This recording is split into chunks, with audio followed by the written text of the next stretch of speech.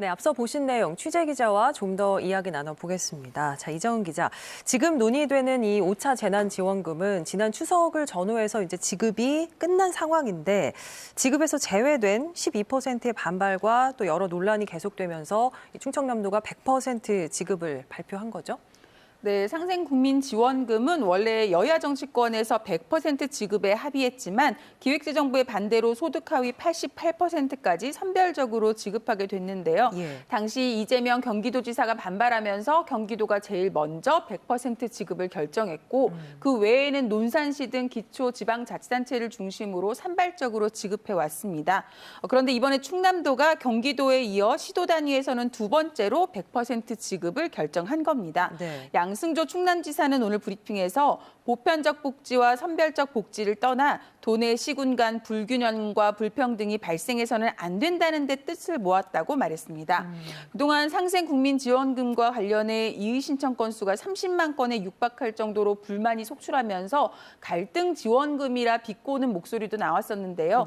양 지사는 K방역을 위해서 희생한 국민에게 보답하기 위한 지원금이 분열과 갈등의 씨앗이 되어서는 안 된다며 이번 결정의 이유를 설명했습니다. 이에 따라 충남도 211만 명 중에 국민 상생 지원금을 받지 못한 26만 명이 늦어도 11월까지는 25만 원씩 지원을 받게 됐습니다. 지난번에 저희 7시 뉴스에서도 관련 내용을 보도했었지만 25만 원을 도와 시군이 얼마씩 분담할 것인가 진통이 좀 있었는데 잘 해결이 됐군요.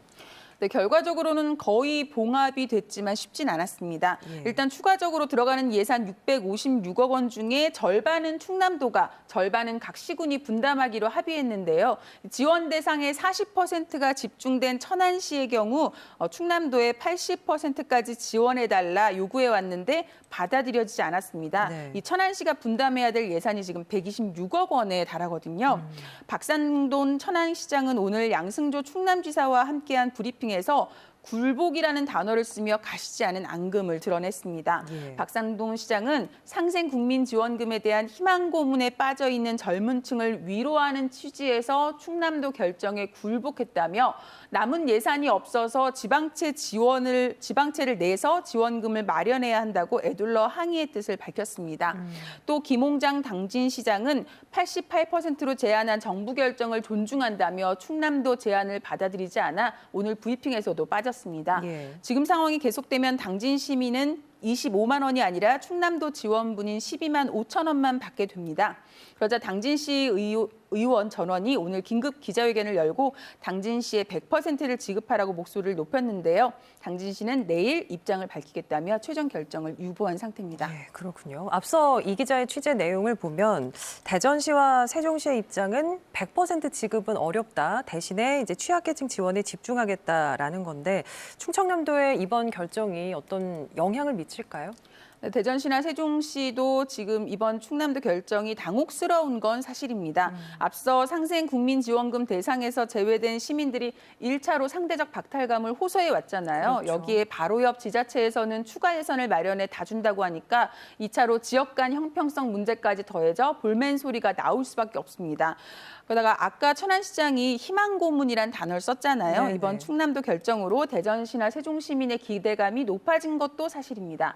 특히 내년에 지방선거까지 앞두고 있다 보니 전국적으로 열악한 재정 여건에도 울며 겨자 먹기식으로 100% 지급을 하는 지자체도 계속 나오고 있거든요. 하지만 대전시와 세종시는 100% 지급은 없다던 기존 입장을 오늘 거듭 확인했습니다. 재정 부담이 가장 큰 이유인데요. 지금 대전만 보면 앞서 88%를 지급했을 때 시비와 구비로 해서 600억 원이 들었습니다. 이때는 국비 2,400억 원이 지원이 됐었는데요. 지금 만약 남은 12%를 지원한다면 이번엔 국비 지원이 없어서 시비와 구비만 560억 원이 듭니다. 88% 지원할 때랑 비슷한 규모가 들어가는 겁니다. 대전시는 이렇게 예산을 쓰는 게 맞냐며 차라리 코로나19로 직격탄을 맞은 소상공인이나 취약계층을 두텁게 지원하기 위한 정책을 준비하겠다고 밝혔습니다. 알겠습니다. 자, 여기까지 듣죠. 이정은 기자 수고했습니다.